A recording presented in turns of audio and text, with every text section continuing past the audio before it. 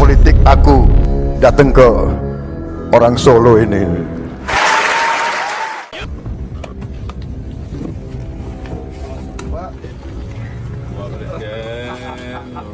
Capek-capek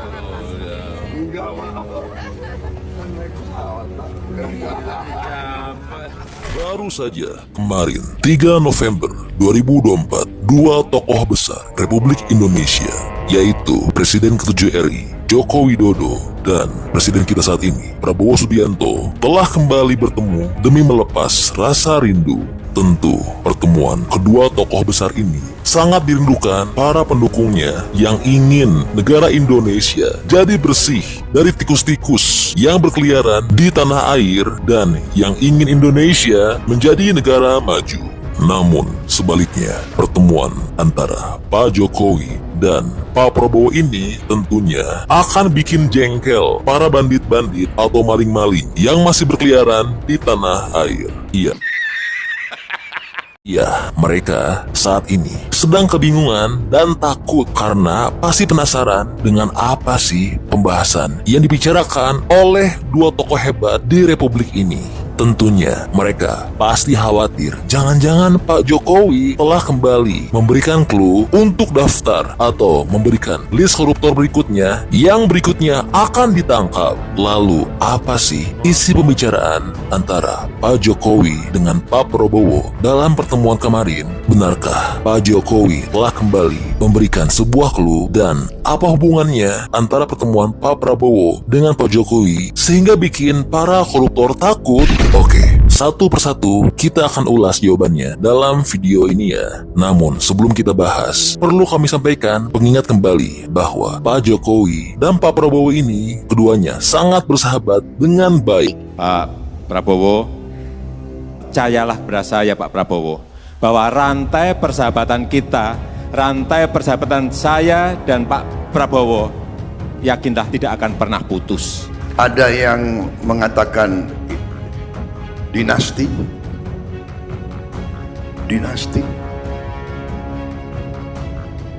politik dinasti apa ya? Di politik dan di semua bidang kehidupan, ya dinasti itu biasa. Kelihatannya setelah ini jatahnya Pak Prabowo. Beliau ajak bergabung, akhirnya menang deh. Sorry ya. Dan keduanya ingin membersihkan dan memajukan Indonesia. Baik Pak Jokowi maupun Pak Prabowo, keduanya saling melindungi dari orang-orang yang ingin merusak NKRI. Dan Pak Prabowo juga telah menyatakan bahwa Pak Jokowi merupakan seorang politikus yang sangat hebat. Dan dia juga telah bilang bahwa banyak belajar dari Pak Jokowi. Makanya kalau ilmu kepemimpinan belajar dari orang Solo. Urusan politik aku datang ke orang Solo ini. Pak Jokowi adalah pemimpin yang hebat, pemimpin yang baik, yang berpikir untuk rakyat. Luar biasa ya, keduanya sangat kompak dan komitmen saling menjaga dan sama-sama berniat untuk memajukan bangsa dan negara. Oke, kita balik lagi ke fokus topik ini ya. Yang pertama, apa sih yang dibicarakan dalam pertemuan kemarin antara Pak Jokowi dan Pak Prabowo? Presiden Prabowo telah mengatakan bahwa banyak masalah yang dibahas dalam pertemuan kemarin dengan Pak Joko Widodo. Dan Pak Prabowo juga bilang menunya sangat enak. Pak, ini spesial ke Solo. Makan nasi goreng Jawa. Rasanya gimana Pak? Wah, Cocok dengan enak banget. Lalu, pertanyaan kedua, apa sih hubungannya antara pertemuan Pak Jokowi dan Pak Prabowo ini dengan koruptor, serta apa sih maksudnya clue Jokowi itu? Iya, buat yang belum tahu, pada video sebelumnya sudah pernah kami sampaikan bahwa satu Indonesia telah dibuat kaget oleh Pak Jokowi, Kaisang, Mas Gibran, dan Pak Prabowo. Iya, bagaimana tidak? Karena penangkapan Tom Lembong ternyata sebelumnya sudah diberikan clue oleh Kaisang dengan memakan sebuah roti seharga Rp400.000 yang dimana angka ini seakan memberikan sinyal atas penangkapan Tom Lembong yang telah merugikan negara hingga 400 miliar. Dan sebelumnya juga Mas Kaisang secara mengejutkan telah sengaja jalan-jalan membawa seekor ayam.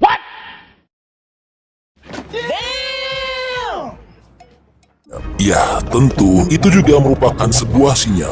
Dan benar saja, tidak lama berselang dari peristiwa tersebut, Kejaksaan Tinggi Nusa Tenggara Barat telah menelusuri korupsi pada pengadaan ternak ayam dengan nilai 9,18 miliar. Lalu, teman-teman pasti ingat kan dengan kasus korupsi timah yang telah merugikan negara mencapai 271 triliun yang telah menyeret nama Helena Lim. Nah, sebelum Helena ditangkap, ternyata dia telah diundang ke podcast Mas Kaisang. Dan siapa yang menyangka, ternyata podcast ini juga merupakan sebuah pesan dari Mas Kaisang. Dan betul saja, tidak lama berselang, Helena Lim telah ditangkap. Dan kini Mas Kaisang, Mas Gibran, Pak Jokowi, dan Bu Iriana telah kembali melempar teka-teki yang bikin penasaran satu Indonesia. Iya, karena baru saja Pak Jokowi bersama dengan Mas Kaisang secara mengejutkan tiba-tiba bermain Tamiya. Lalu, sebagian netizen telah berpendapat bahwa kegiatan ini ada hubungannya dengan kasus Formula E. Dan belum lama ini, Mas Kaisang telah kembali bermain kode-kodean. Iya, karena Kaisang telah bermain bola, namun telah menggunakan nomor punggung baju yang sangat unik, yaitu bernomor 8,9. Dan tentu, banyak netizen yang menghubungkan angka ini adalah nilai yang keluar dari angka 100 dikurangi 11 menjadi 89. Nah loh, angka apa itu? Teman-teman ada yang tahu nggak? Lalu berikutnya, Bu Iriana telah memberikan clue dengan minum kolak angin. Oh my God! Wow! Dan Erina, istri Mas Kaisang, telah makan sushi tanpa formula. Waduh, kode apa lagi ya itu? Dan sebelumnya, seperti yang kita tahu, Mas Kaisang telah bikin heboh karena telah menggunakan jet pribadi. Dan tentu hal itu dilakukan bukan semata-mata ingin naik jet pribadi. Karena berselang dari kejadian tersebut, Mas Kaisang yang bukan pejabat negara dan bukan mantan pejabat negara langsung bikin heboh. Dan akhirnya semua mantan pejabat dan pejabat negara yang pernah naik jet pribadi termasuk Bu Megawati, Pak Mahfud MD, dan lainnya langsung ikut terkena imbasnya juga. Dan ada masih banyak lagi clue-clue yang telah diberikan oleh keluarga Pak Jokowi. Waduh, gawat ya. Dan yang sekarang jadi pertanyaan, mengapa ya keluarga Pak Jokowi dan Pak Jokowi bisa tahu? Ya, jawabannya adalah karena ada di video ini. Nanti betul di area ini kalau masih ada yang main-main, saya gigit sendiri. Akan saya gigit sendiri. 5 tahun kemarin saya detailkan lagi ini apa nih, ini kok nggak jalan apa, ini kok nggak jalan apa. Oh di sini, saya sudah mulai ngerti. Oh di sini, sudah mulai ngerti ya. Oh di sini, saya sudah mulai ngerti. Oh di sini, saya sudah mulai ngerti. Kalau masih diteruskan ini saya ingatkan pagi hari ini, kalau masih ada yang main-main, sekali lagi, yang gigit saya sendiri. Lewat cara saya, lewat cara saya. Bisa lewat KPK, bisa lewat Polri, bisa lewat Kejaksaan. Akan saya bisikin aja, di sana ada yang main-main.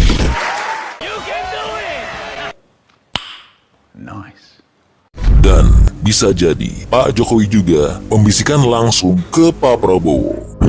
Siap-siap ya untuk para koruptor yang belum tertangkap, harap antri. Tentu, berita-berita ini saat ini telah bikin para maling-maling yang masih berkeliaran di negeri ini jadi kalang kabut. Sangat luar biasa ya, di era Pak Jokowi telah berhasil dan sukses mencari informasi dan mengumpulkan bukti. Dan untuk sinyal, clue, serta kodenya akan dijalankan oleh Mas Kaisang atau Mas Gibran. Dan terakhir, untuk sang eksekutor akan dijalankan oleh Pak Prabowo. Sangat luar biasa ya.